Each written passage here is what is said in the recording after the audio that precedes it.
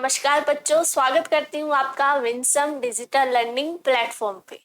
तो बच्चों, कक्षा 7 के अध्याय 2 के आज हम प्रश्न उत्तर हल करेंगे। ठीक है, पिछले भाग में हम इस पाठ के बारे में हिमालय की बेटियों के बारे में अध्ययन कर चुके हैं, जो नागार्जुन के द्वारा लिखा गया है।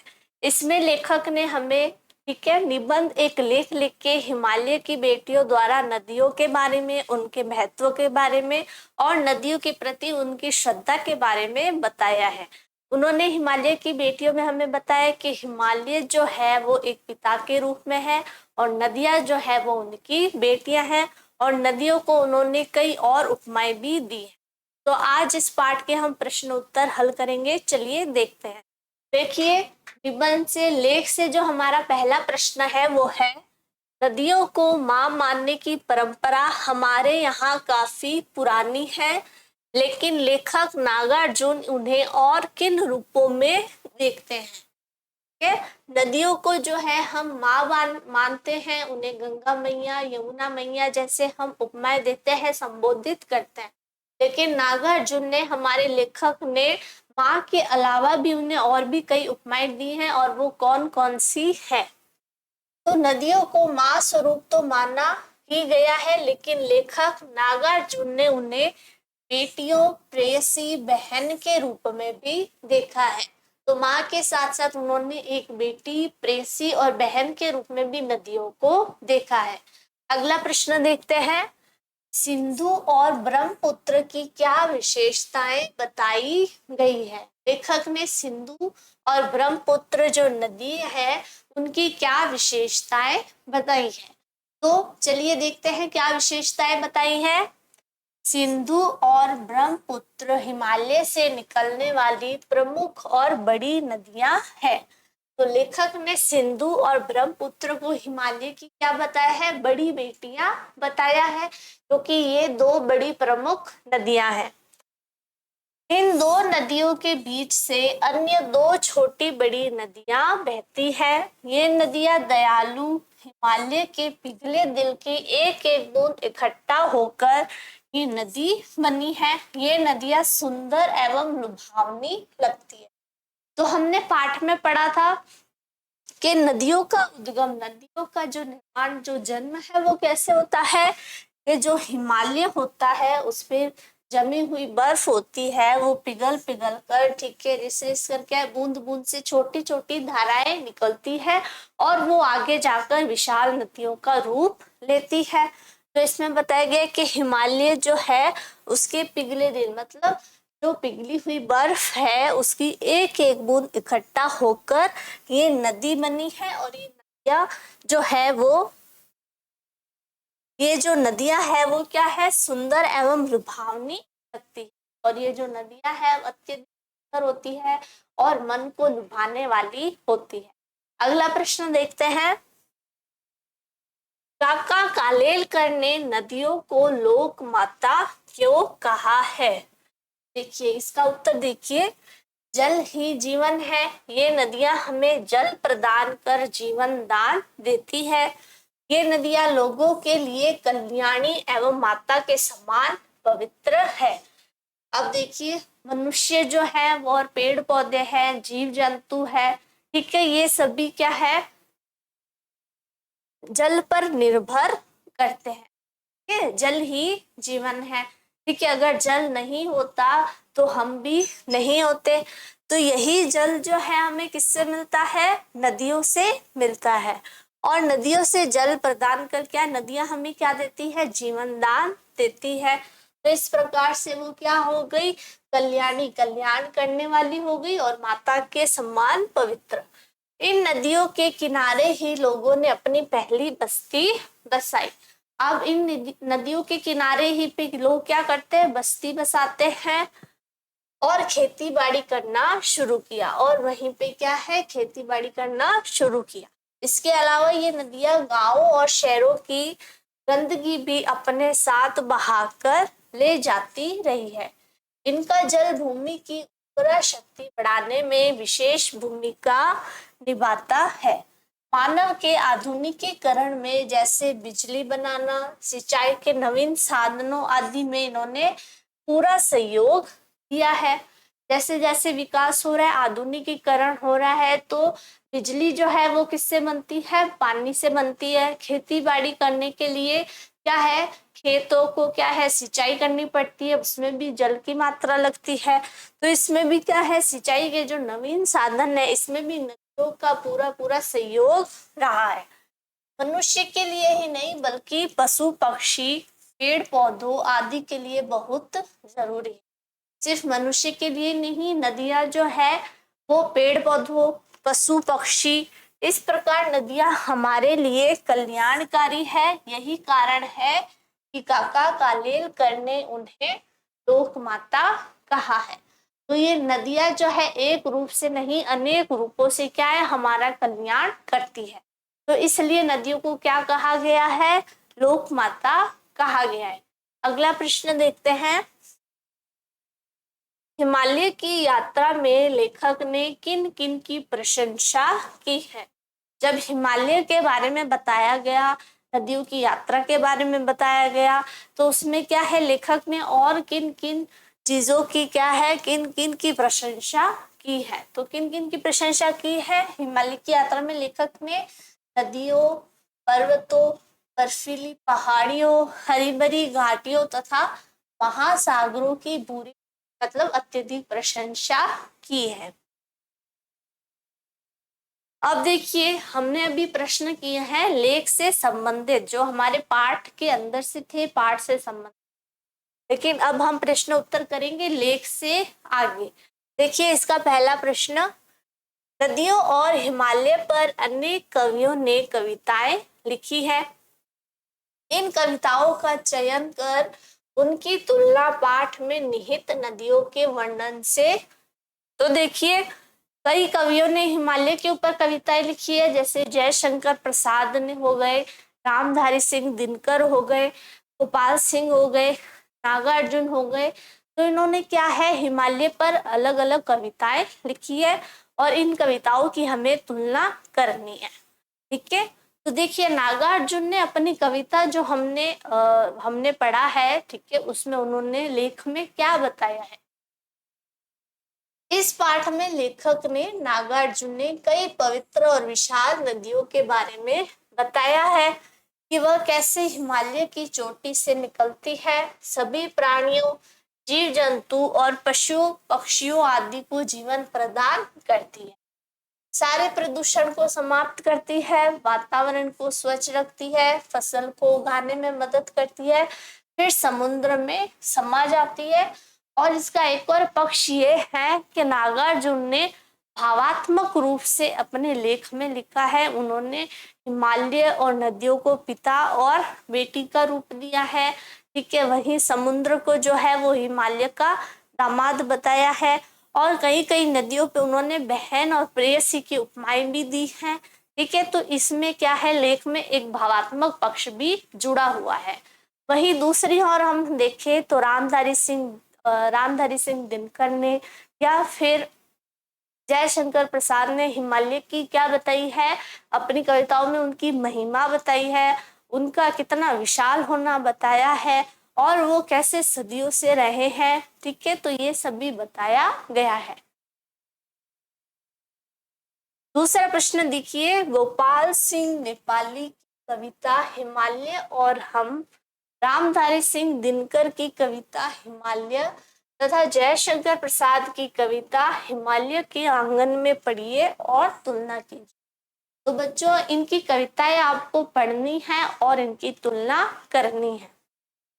देखिए एक कविता देखिए, हिमालय मेरे नगपति, मेरे विशाल साकार दिव्य गौरव विराट पौरुष के पूंजीभूत ज्वाल, मेरे जननी के हिम किरीट, मेरे भारत के दिव्य भाल, मेरे नगपति मेरे विशाल, युग युग अजय निबंध मुक्त, युग युग गर्वोन्नत, नित्य महान निसिम व्योम में तान रहा, युग से किस महिमा का वितान, कैसी अखंड यह चिर समाधि, यतिवर कैसा यह अमर ध्यान, तू महाशून्य में खोज रहा किस जटिल समस्या का निदान, उलझन का कैसा विषम जाल मेरे नगपति मेरे विशाल, ओ मौन तपस्या लीन यति, पल भर को तो कर द्रगुन, मिश्री ज्वाला उसे दग्ध विकल है, तड़प रहा पद पर स्वदेश सुख सिंधु पंचनद ब्रह्मपुत्र गंगा यमुना की अमीय धारा, जैसे पुष्प भूमि की ओर वही तेरी विगलित करुणा उदार मेरे नगपति मेरे विशाल। तो ये जो कविता हमने पढ़ी है ये किसकी है? रामधारी सिंह दिनकर जी है। और अब इसमें हम देख सकते हैं कि वो क्या है, हिमालय के बारे में क्या बता रहे हैं कि हिमालय जो है वो क्या है, विशाल है, दिव्य है, गौरव और विराट से पौरुष से क्या है, परिपूर्ण है। ठीक है। और वो क्या है, नदियों का जननी, मतलब नदियों से, नदियों का उद्गम कहाँ से होता है? हिमालय से होता है। मेरे भारत के दिव्य बाल। ठीक है। अब ये जो भारत पर, हिमालय जो है भारत के ऊपर है, तो क्या है, मुकुट की तरह सजा हुआ है। मेरे विशाल युग युग अजय। अब इसमें और हमें क्या बता रहा है कि युग से किस महिमा का वतान, कैसी अखंड यच, मतलब हिमालय जो है वो क्या है, गंभीर और शांत रहता है। तो हमें रामधारी सिंह दिनकर जी है वो क्या बता रहे हैं कि हिमालय जो है न जाने कौन सी अखंड समाधि में है, या कौन से प्रश्न का उत्तर खोज रहे, हिमालय जो है कौन से प्रश्न का उत्तर जो है वो खोज रहा है, कि वो तपस्या में लीन है।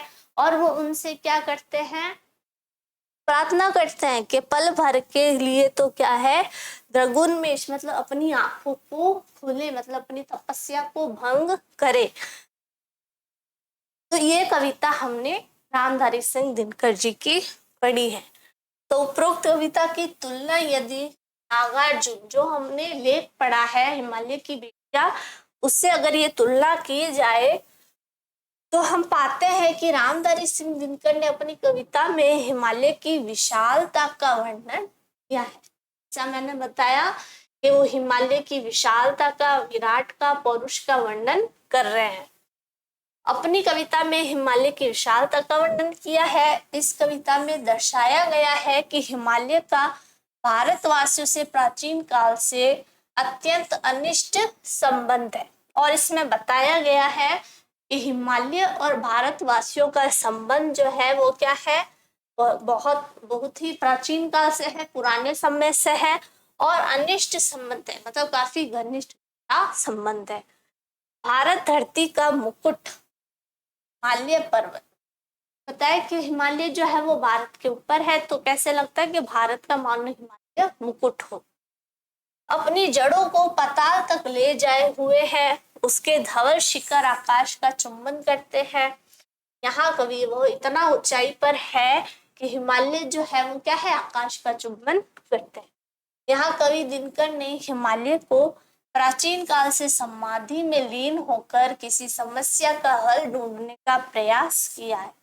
जैसे मैंने बताया कि कवि बता रहे हैं कि मानो हिमालय जो है वो एक तपस्या में, एक अखंड समाधि में लीन हुए हैं और कोई समस्या का प्रश्न या हल ढूंढने का प्रयास कर रहे हैं। वही लेखक नागार्जुन ने अपने निबंध में हिमालय का वर्णन नदियों के पिता के रूप में किया है, जो अपनी बेटियों के लिए परेशान है। वही नागार्जुन ने हिमालय का वर्णन कैसे किया है, नदियों के पिता के रूप में, जो अपनी बेटियों के लिए परेशान है। देखिए अगला प्रश्न, यह लेख 1947 में लिखा गया था। हिमालय की बेटियां जो लेख है हमने पढ़ा, वो नागार्जुन द्वारा 1947 में लिखा गया। तब से हिमालय से निकलने वाली नदियों में क्या क्या बदलाव आए। तो 1947 से अभी तक वर्तमान समय तक क्या है, नदियों में कौन कौन से बदलाव आए हैं जो अब हम देख सकते हैं, और उन बदलावों को लिखना है। तो चलिए वो बदलाव देखते हैं। 1947 के बाद से आज तक नदियां उसी प्रकार हिमालय से बह रही है। बोलिए 1947 से आज तक नदियां जो है वो कहाँ से बह रही है, हिमालय से ही बह रही है। लेकिन अब हिमालय से निकलने वाली नदियां प्रदूषण का शिकार हो चुकी है। लेकिन जो बदलाव आया है वो क्या है कि अब जो नदियां हैं वो प्रदूषण का शिकार हो चुकी है। अब जनसंख्या वृद्धि, औद्योगिक क्रांति, मानवीय तथा प्रशासकीय उपेक्षा के कारण नदी के जल की गुणवत्ता में भी भारी कमी आई है। इन सभी कारणों से, चाहे वो औद्योगिक हो, जनसंख्या वृद्धि हो, मानवीय, शासकीय, इन सभी कारणों से क्या हो चुका है, नदी के जल की जो गुणवत्ता है, मतलब पहले नदी का जल कैसा हुआ करता था, पवित्र, स्वच्छ, एकदम शुद्ध हुआ करता था, लेकिन अब क्या है, उसकी गुणवत्ता में कमी आ गई है। वो जल जो है वो प्रदूषित हो चुका है। निरंतर प्रदूषण बढ़ता जा रहा है। जगह जगह बांध बनाने के कारण जल प्रवाह में न्यूनता हो गई, जो कि मानव अहित कार्य है। निरंतर जो है वो प्रदूषण बढ़ता ही जा रहा है। ठीक है, जिस प्रकार से हम देखते हैं कि नदियों में जो है वो कचरा फेंका जा रहा है, या फिर कारखानों, फैक्ट्रियों का जो प्रदूषित जल होता है उसका प्रवाह किसमें करवाया जाता है, नदियों में करवाया जाता है। ठीक है, तो उन सब से क्या हो जाता है, नदियों का जो जल है वो प्रदूषित हो चुका है। गंगा जल की पवित्रता समाप्त हो चुकी। गंगा जो है वो हमारी प्राचीन जो पवित्र नदी है, जिसे स्वच्छ माना जाता है, पवित्र माना जाता है, उसकी पवित्रता भी क्या हो चुकी है, समाप्त हो चुकी है। और ये सब किस कारणों से हुआ है, ठीक है, कि हम जो है वो अपनी नदियों का ध्यान जो है वो ठीक से नहीं रख पाए। अगला प्रश्न देखिए, अपने संस्कृत शिक्षक से पूछिए कि कालिदास ने हिमालय को देवात्मा क्यों कहा है।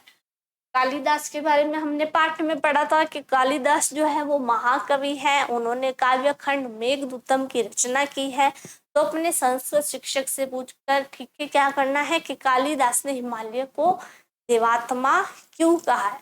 तो हिमालय को देवात्मा क्यों कहा है, हिमालय पर्वत पर देवताओं का वास माना जाता है। हिमालय को प्राचीन समय से माना जाता है कि वो प्राचीन समय से है, और वहां पर क्या है, देवताओं का वास, के वहां पर देवताएं रहते थे।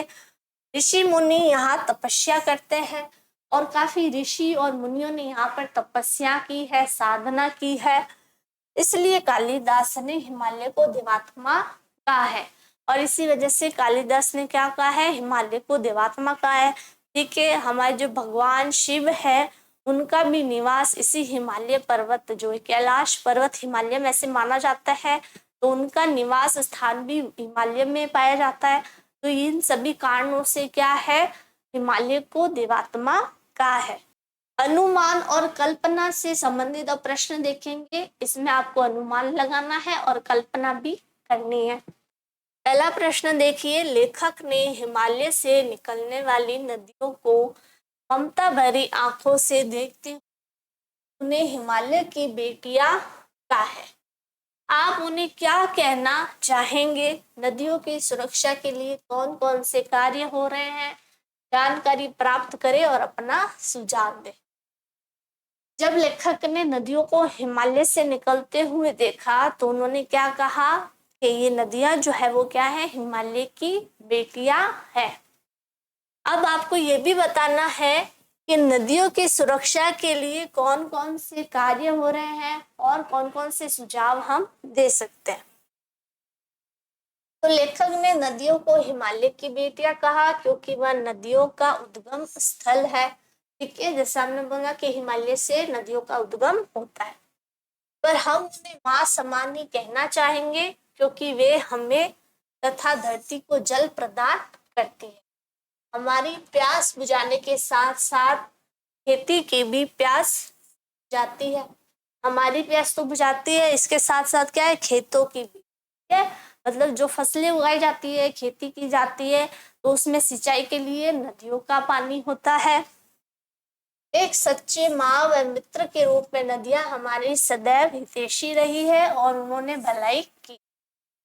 ठीक है, अब हिमालय की बेटियां नदियों को इसलिए कहा गया है क्योंकि हिमालय से उनका उद्गम होता है। और हम उन्हें किस रूप में देखेंगे, माँ के रूप में हम देख सकते हैं, क्योंकि वह क्या करती है, हमारी प्यास बुझाती है, हमें जीवन दान देती है, हमारा कल्याण करती है, और साथ साथ खेती में भी काम आती है जिसमें हम फसल उगाते हैं। अब देखिए नदियों की सुरक्षा के लिए कौन कौन से कार्य किए जा रहे हैं और हम क्या सुझाव दे सकते हैं। तो नदियों की सुरक्षा के लिए सरकार प्रयास तो कर रही है पर वे अपर्याप्त है।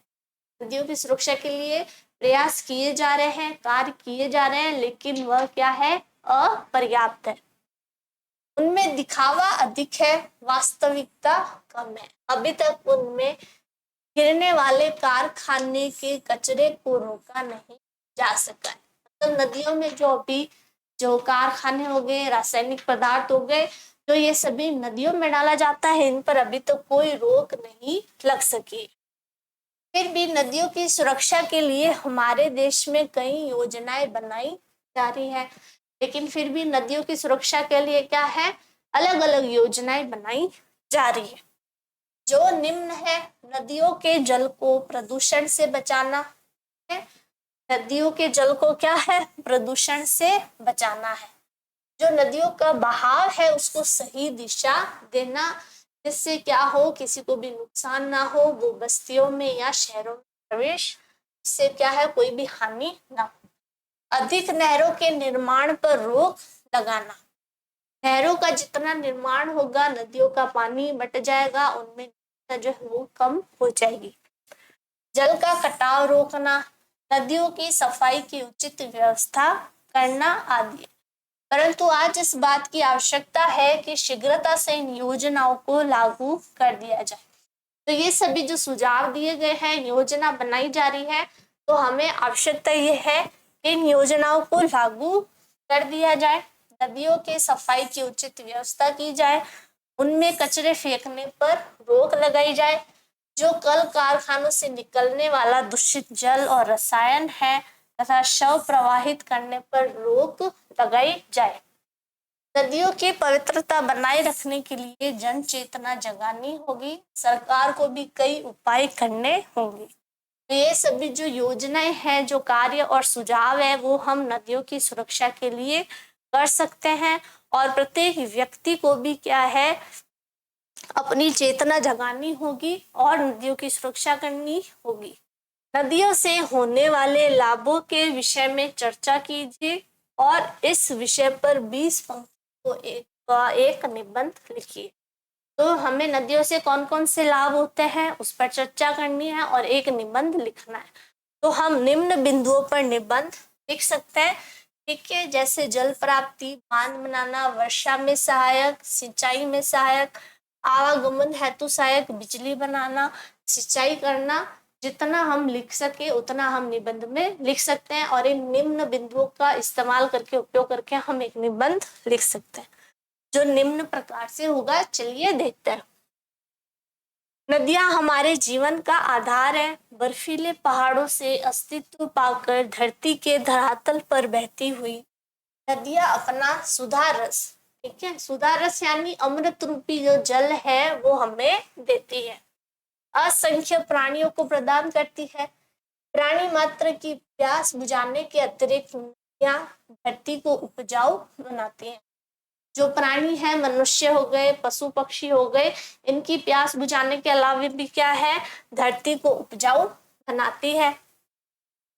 आवागमन का साधन है, इन पर बांध बनाकर बिजली उत्पन्न की जाती है। आवागमन के साधन के रूप में भी नदियों को लिया जाता है और इन पर बांध बना के बिजली भी उत्पन्न की जाती है। हमारे अधिकतर तीर्थ स्थल भी नदियों के किनारे बसे, इसी कारण नदियां पूजनीय भी है।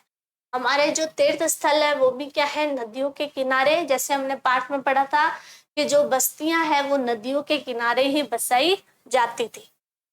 नदियों से हमें धरती हेतु उपजाऊ पदार्थ प्राप्त होते हैं। ये वनों को सींचती है, वर्षा लाने में सहायक होती है। नदियों से ही क्या है, वाष्प बनकर क्या है, हम वर्षा प्राप्त होती है। तो वर्षा लाने में भी नदियों का सहयोग है। अनगिनत जीव इनसे जीवन पाते हैं। नदियों के किनारे गांवों का बसेरा पाया जाता है।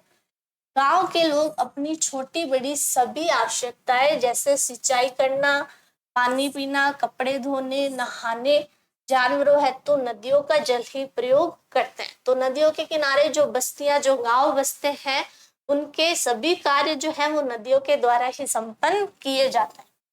अंत में यही कहा जा सकता है कि नदियां हमारी संस्कृति की पहचान है। इन्हें दूषित नहीं करना चाहिए क्योंकि हमारा जीवन इन पर निर्भर है। तो नदियां जो है वो क्या है, हमारी संस्कृति की पहचान है, तो हमें इन्हें दूषित नहीं करना चाहिए और हमारा जो जीवन है वो इन पर निर्भर करता है। तो चलिए आगे जो प्रश्न उत्तर है उनकी तरफ देखते हैं। भाषा की बात से जो है वो पहला प्रश्न है, व्याकरण संबंधित जो प्रश्न उत्तर है उसका पहला प्रश्न है, अपनी बात कहते हुए लेखक ने अनेक समानताएं प्रस्तुत की है, ऐसी तुलना से अर्थ अधिक स्पष्ट एवं सुंदर बन जाता है। ठीक है, तो उदाहरण देखिए, संभ्रांत महिला की भांति वे प्रतीत होती थी। ठीक है, संभ्रांत महिला की भांति नदियों के बारे में कहा गया है कि एक सभ्य और शिष्ट महिला की भांति जब नदियां समतल मैदानों में होती थी तो वह वैसी प्रतीत होती। माँ और दादी, मौसी और मामी की गोद की तरह उनकी धारा में डुबकियां लगाया करता। ठीक है, ये भी नदियों की धारा में डुबकी लगाना लेखक को कैसा लगता था, जैसे वह अपनी दादी, मौसी, मामी की गोद में खेल रहा हो। अन्य पाठों से ऐसे 5 तुलनात्मक प्रयोग निकालकर कक्षा में सुनाइए और उन सुंदर प्रयोगों को कॉपी में भी लिखिए। तो अन्य पाठों से भी ऐसे ही आपको क्या है, समानताएं बताने वाले उदाहरण जो है वो आपको ढूंढने हैं और अपनी पुस्तक में उतारने हैं। तो देखिए अन्य पाठों से जो है पहला उदाहरण है, लाल किरण सी चोंच खोल चुगते तारक अनार के दाने। तो इसमें जो है, जो अनार के दाने हैं उनके लिए क्या किया गया है, तारक यानी तारे जो होते हैं उनका जो है तुलनात्मक प्रयोग किया गया है। मतलब जो अनार के दाने हैं उनसे किसकी तुलना की गई है, कि क्या माना गया है, तारक माना गया है। उन्होंने संदूक खोलकर एक चमकती सी चीज डाली, सागर की हिलोरों की भांति उसका यह मादक स्वर गली भर के मकानों में उस ओर तक लहराता हुआ पहुंचता और खिलौने वाला आगे बढ़ जाता। अब देखिए, जो मादक स्वर मतलब जो आवाज है, जो वाणी है, जो ध्वनि है, उसकी जो है तुलना किससे की गई है, सागर के हिलोरों से की गई है। अब देखिए अगला, इन्हें देखकर तो ऐसा लग रहा है मानो बहुत बहुत सी छोटी छोटी बालूशाही रख दी गई हो। ठीक है, मतलब कुछ वस्तु देखकर उन्हें ऐसा लग रहा था या फिर कुछ लोगों को देख के ऐसा लग रहा था कि जैसे छोटी छोटी बालूशाही रख दी गई हो। अगला देखिए, यह स्थिति चित्रा जैसी अभिमानिनी माजोरी के लिए ही कही जाएगी। तो इन सब जो वाक्य है, जो पंक्तियां है, इनमें क्या है, तुलनात्मक प्रयोग जो है। ठीक है, जो तुलना के साथ जो प्रयोग है उनका सुंदर प्रयोग किया गया है। चलिए अगला प्रश्न देखते हैं। निर्जीव वस्तुओं को मानव संबंधी नाम देने से निर्जीव वस्तुएं भी मानव जीवित हो उठती है। लेखक ने इस पाठ में कई स्थानों पर ऐसे प्रयोग किए हैं, जैसे परंतु इस बार जब मैं हिमालय के कंधे पर चढ़ा तो वे कुछ और रूप में सामने थी। और जैसे देखिए, काका कालेल करने नदियों को लोक माता कहा है। तो पाठ में इसी तरह के जो और उदाहरण है उन्हें ढूंढिए। ठीक है, उन्हें आपको ढूंढना है, मतलब ऐसे उदाहरण ढूंढना है। ठीक है, जो वस्तुएं क्या है, निर्जीव है। ठीक है, लेकिन उनका जो प्रयोग है उनको जैसे लिखा गया है, जैसे प्रस्तुत किया गया है, वो ऐसे प्रस्तुत किया गया है जैसे वो मानव संबंधी हो। तो देखिए ऐसे कुछ उदाहरण हैं, संभ्रांत महिला की भांति प्रतीत होती थी। अब आपको पता है, आपने पाठ में पढ़ा है कि ये नदियों के लिए कहा गया है कि नदियां जो समतल मैदानों में पाई जाती है, जब वो विशाल और विस्तार व्यापक हो जाती है तो वो वहां पे कैसे होती है, गंभीर और शांत। तो वो गंभीर और शांत किस किस प्रकार से लगती है, संभ्रांत महिला जैसी, एक सभ्य महिला जैसी शांत लगती है। इनका उछलना और कूदना, खिलखिलाकर हंसते जाना, इनकी भाव भंगी यह उल्लास कहाँ गायब हो जाता है। तो ये सभी जो है वो नदियों के लिए ही कहा गया है कि जिस प्रकार नदियां जो है हिमालय से निकलती है तो वो बूंद बूंद करके एक धाराओं में, छोटी छोटी धाराओं में बहती है, तो ऐसा माना गया है कि वो हिमालय की गोद में क्या है, उछलती है, कूदती है, खिलखिलाकर हंसती है। तो इस प्रकार से माना गया है। तो ये क्या है, मानव संबंधी जो है, ठीक है, वैसे प्रयोग किए गए हैं। माँ बाप की गोद में नंग धड़ंग होकर खेलने वाली इन बालिकाओं को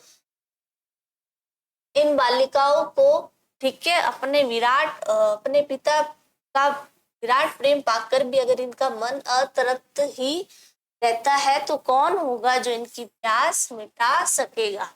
ये भी जो है वो नदियों के लिए कहा गया है कि अपने हिमालय का विराट प्रेम, मतलब हिमालय को उनके पिता के समान माना गया है कि हिमालय जो है वो क्या है, नदियों का पिता है। तो अपने पिता का इतना विराट प्रेम और स्नेह पाकर भी क्या है, ये उछलती कूदती आगे बढ़ती जा रही है। तो बोल रही है वो उनका प्रेम और स्नेह पाकर भी वहां नहीं रुक रही है, वो आगे बढ़ती जा रही है। तो न जाने ये और कितना आगे जाएगी।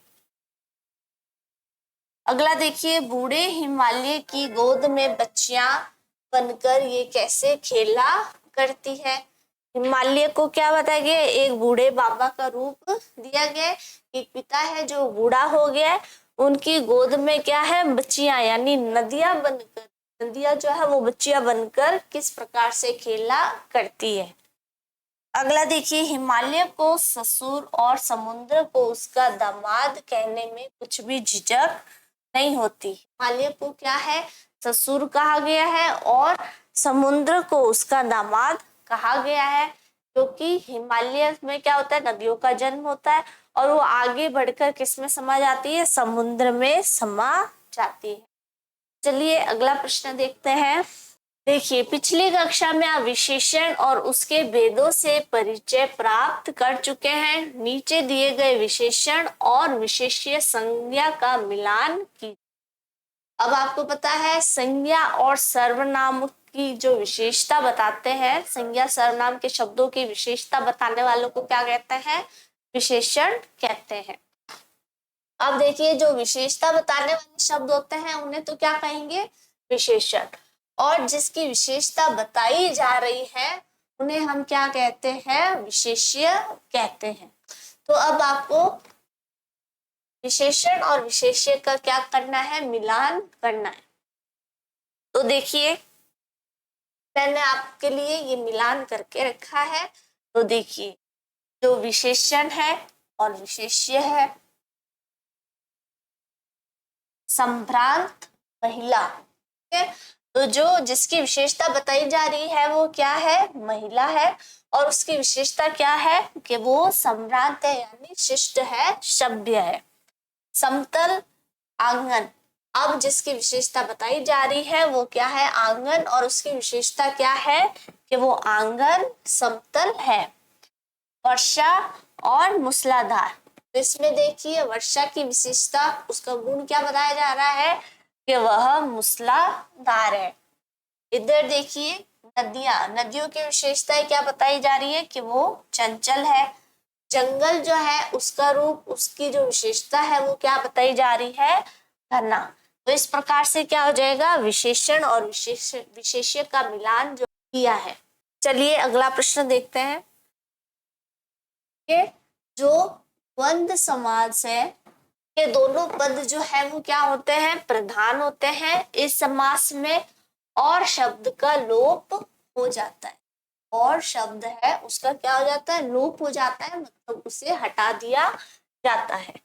जैसे राजा रानी द्वंद्व समास है, जो राजा रानी है वो क्या है, द्वंद्व समास है, जिसका अर्थ है राजा और रानी। राजा रानी का जो द्वंद्व समास है और इसका अर्थ क्या होता है, राजा और रानी, इसमें से जो और है इसको हटा दिया जाए, इसकी जगह योजक चिन्ह लगा दिया जाता है। पाठ में कई स्थानों पर द्वंद्व समासों का प्रयोग किया गया है। इन्हें खोजकर वर्णमाला क्रम शब्दकोश शैली में लिखिए।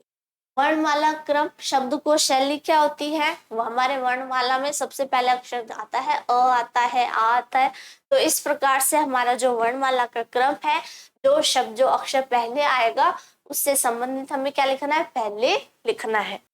तो अब इसमें देखिए, जो छोटी और बड़ी है, इसमें जो योजक चिन्ह आ गया, इसका अर्थ यहाँ पे क्या होता है? और होता है। ठीक है, तो इसका अर्थ क्या हो जाएगा? छोटी और बड़ी।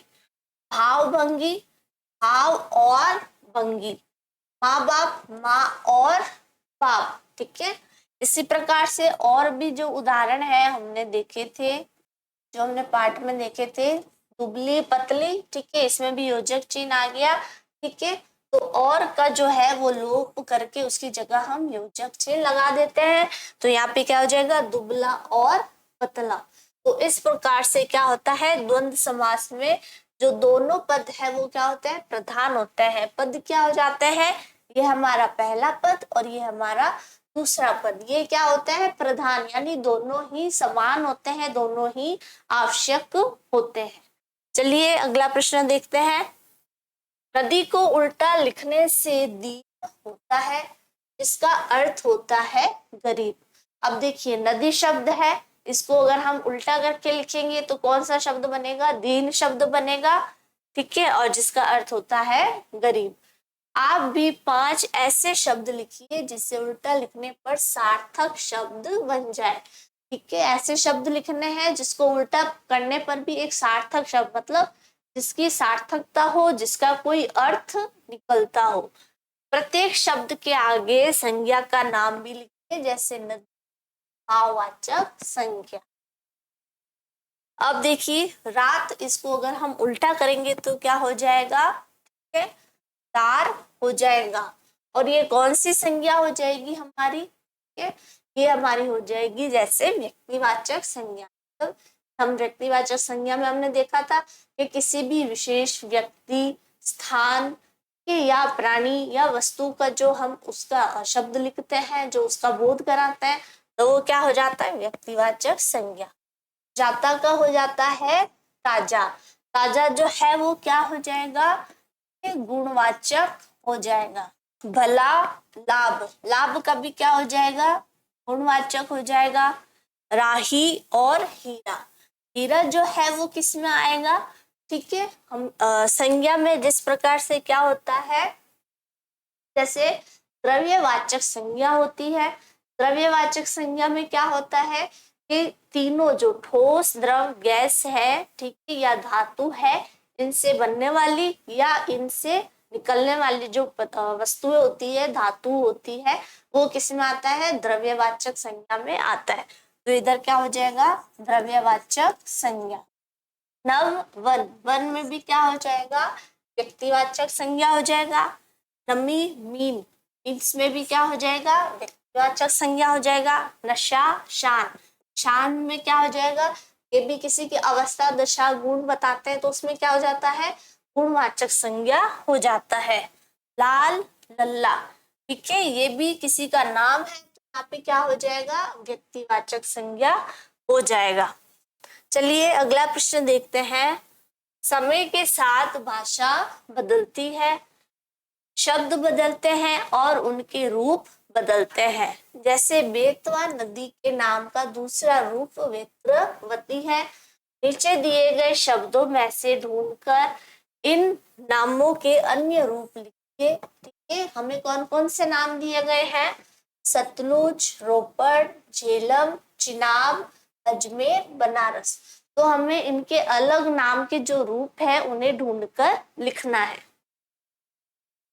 तो देखिए, जो सतलुज है हम उसे और दूसरे नाम से जानते हैं और वो नाम है शतद्रुम। रोपड़ को हम रूपपुर नाम से भी जानते हैं। झेलम को वितस्ता, चिनाब को विपाशा, अजमेर को अजयमेरु, बनारस को वाराणसी। तो ये जो शब्द है, ठीक है, हमने जो पढ़े, इनका जो दूसरा रूप है वो हमने इस तरफ देखा है। चलिए अगला प्रश्न देखते हैं। उनके ख्याल में शायद ही यह बात आ सके कि बूढ़े हिमालय की गोद में के बच्चियां बनकर ये कैसे खेला करती है। उपयुक्त पंक्ति में ही का जो प्रयोग की और ध्यान दीजिए। ही वाला जो वाक्य नकारात्मक अर्थ दे रहा है, मतलब ये देखिए कि उनके जो ख्याल में शायद ही यह बात आ सके, तो शायद के बाद जो ही दिया गया है वो कौन सा है, नकारात्मक रूप में क्या है, उसका भाव दे रहा है। यानी शायद ही दे सके, यानी शायद ही ख्याल आ सके, यानी शायद वो ख्याल न आ सके, शायद वो न समझ सके। इसलिए ही वाले वाक्य में कही गई बात की हम ऐसे भी कह सकते हैं कि उनके ख्याल में शायद यह बात न आ सके। तो ही के संदर्भ में हम ये बात भी कह सकते हैं कि उसका अर्थ यह है कि शायद यह बात न आ सके। इसी प्रकार महात्मा गांधी को कौन नहीं जानता। दोनों प्रकार के वाक्यों के समान तीन तीन उदाहरण सोचिए और दृष्टि से उनका विश्लेषण कीजिए। अब इधर देखिए, महात्मा गांधी को कौन नहीं जानता, तो यहाँ पर जो नहीं है वो क्या है, सकारात्मक रूप से प्रयोग किया गया है, वो नकारात्मक भाव नहीं दे रहा, क्योंकि इसका अर्थ क्या हो जाता है कि महात्मा गांधी को तो हर कोई जानता है।